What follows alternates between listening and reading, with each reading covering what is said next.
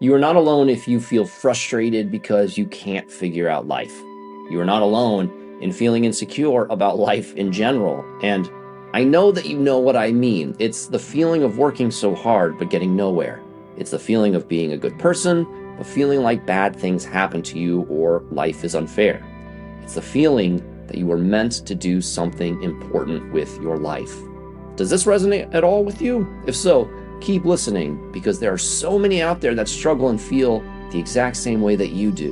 And today, we're gonna discuss the narrative of it all and get into the root of the matter so that you know these feelings do not have to dictate the rest of your life.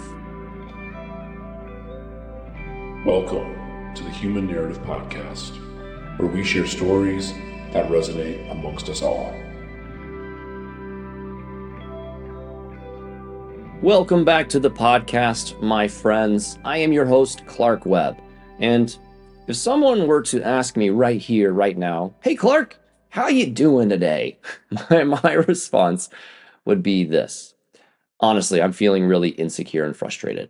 I am a 44-year-old single dad co-parent who lives in a part of the country where it takes two salaries to survive.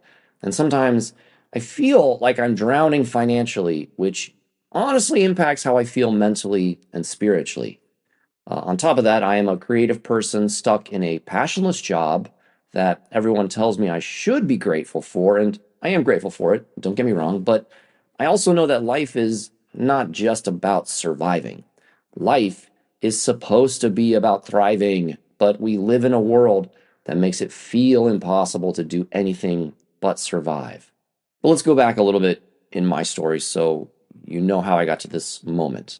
Back in 2020, I had a decent job, albeit it was another passionless job that I fell into because I had been programmed to believe that, quote unquote, a man should give up on his dreams and be a provider at all times, even if it meant sacrificing his needs and wants. But that is another conversation for another episode because I am digressing. So it's 2020, the year of COVID, and I get laid off in the fall. And honestly, it's a blessing in disguise because that job was soul sucking, and being laid off allowed me to collect unemployment for a year or so, which allowed me, for the first time in my life, to be a stay at home parent with a son who was just beginning kindergarten. And although my budget was tight and unemployment was only $700 per week, it was a time of my life where I learned to be grateful for the simplicity of life, even while I had nothing. Now, what you don't know that I'm going to tell you about now is preceding all of this is I got divorced in 2019. It was my choice. And the beginning of 2020 was the start of my new life as a single parent and co-parent who shared 50-50 custody with my son's mom. Now, to make all of that happen, however, I had to walk away from everything financially and completely empty-handed in order to secure a peaceful working relationship with my co-parent because it was the right thing to do for my son, for my co-parent, and even for myself. But when all was said and done, I had my son, my mind, my body, my spirit, and my sobriety, and a decent job, and honestly, it was all good. Until I got laid off, which definitely threw a monkey wrench in the works, but honestly, COVID did that to all of us, so it is what it is, and I don't look at it from a victim mentality in any way. It really was a very freeing time, despite the circumstances, and sometimes, honestly, I wish I could go back to that simplicity of 2020 and 2021. Because, like I said, I got to stay at home and be a stay at home parent for the first time in my entire life, and it was absolutely amazing. The 50% of the time that I got with my son, I got to be fully alive and present with him at all times, and it was absolutely beautiful. And then, the silver lining of it all with divorce and co-parenting is that when he wasn't with me, I also had the time and space to figure out what I wanted to do with my life, or at least I hoped I could figure it out, which led to YouTube, content creation, and eventually developing and beginning the Sober Web community, which is on YouTube. Eventually, however, reality set in around the fall of 2021. I didn't want to ride unemployment forever because it felt like a trap, and I knew I had to get back into the workforce, but I didn't want to go back to the corporate job, and I avoided it like the plague. Don't get me wrong, I've never been afraid of hard work and hustle, and I've never had any issue with just getting a job to make ends meet, but I really didn't want to go back to that life. So I tried to embrace my entrepreneurial spirit and I got into real estate as well as continuing my digital online entrepreneurial endeavors. But in late 2022, it was clear that my ego was driving the show as I had become fixated on this idea that money equated to success and happiness. But ironically, none of my hard work or entrepreneurial endeavors, and trust me, I worked my ass off, they didn't lead to anything, but I just ended up being flat ass broke. And then I was forced to go back and work for the quote unquote the man. And now, at the time of this episode, or around the time of this episode, 2024, I make a meager $60,000 per year working for a company that tells me my worth, and I am forced to sell my time for money. And then I use all of my free time working for free, in essence, to continue to feed and build my passion to help others through this podcast and my recovery community and resource center, the Sober Webb, on YouTube. But I still feel like I'm getting nowhere and no closer to the life I want or the life I believe I am meant to live. And that's one mentality that I have. But the other mentality I have, the other way to look at it is, could it be that I'm exactly where I'm meant to be, doing exactly what I'm meant to be doing, and all that needs to change is my perspective? And listeners, this is what I want you to think about. So stick with me, because if any of this resonates with you, this is important to hear. We have no control over the corporate man. We have no control over things like COVID. We have no control over inflation.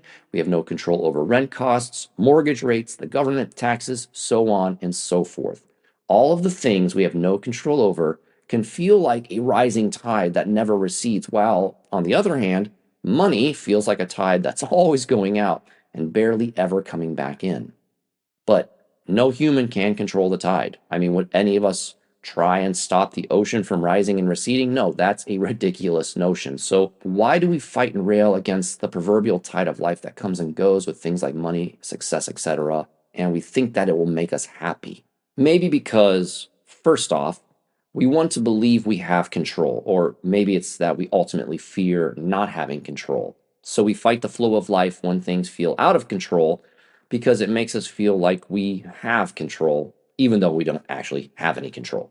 Secondly, we can't put aside our ego and accept that our life might be on a different path or trajectory than we, our ego, had originally intended.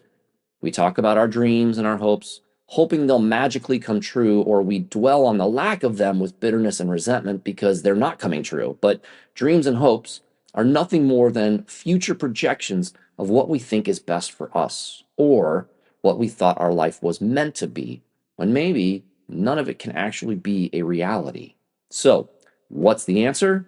It's called surrender. It's letting go. It's finding a way to be present and grateful for the here and now, and accepting that you are meant to be exactly where you are.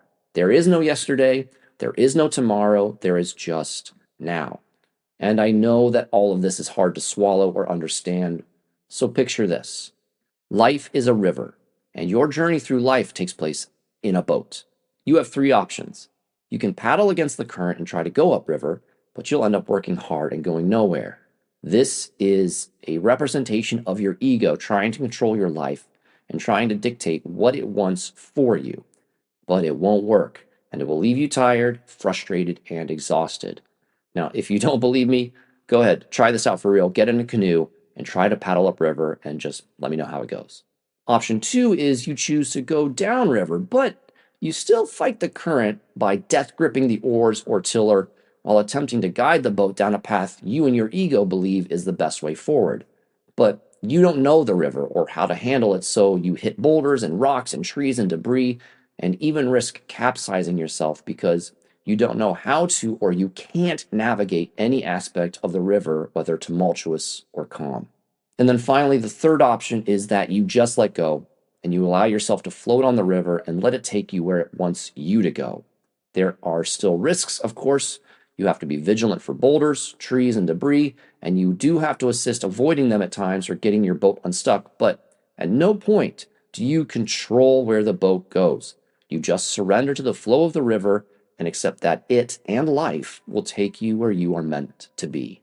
Wherever you are, my friend, there you are also. Accept the flow of life. Embrace where you are today with gratitude and surrender, and I promise things will be more bearable. And of course, I too will practice what I preach, and I will continue to do much of the same. So there you have it, my friends. That's the narrative for the day, and I am sticking with it. Much love and much life until the next episode. I appreciate you. I appreciate your time, and I really appreciate you supporting this podcast, The Human Narrative. I can't wait to bring you more valuable episodes, so talk to you next week. Bye.